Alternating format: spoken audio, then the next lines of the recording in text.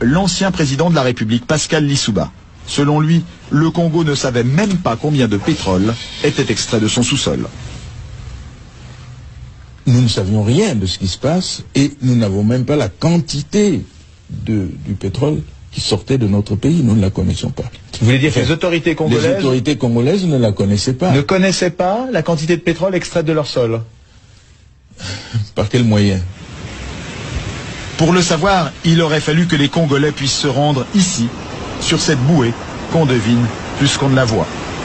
Loin des regards, c'est là que les pétroliers viennent charger le pétrole.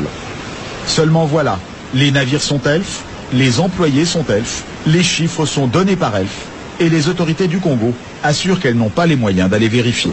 Gilbert Songuissa a dirigé pendant plusieurs années les services de contrôle pour le ministère des Pétroles. Selon lui, c'était mission impossible, ou presque.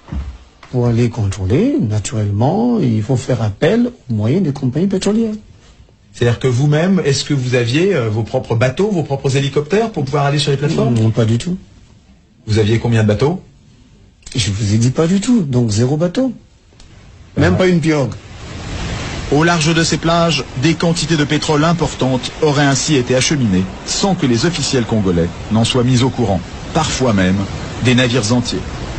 Et un pétrolier de 100 000 tonnes, cela représente près de 100 millions de francs qui échappent aux caisses du pays. On appelle ça une cargaison fantôme. Interrogé sur la question, Loïc Lefebvre-Prigent ne dément pas qu'il y en ait eu. Il y a des cargaisons qui sont produites et qui n'ont jamais été officiellement.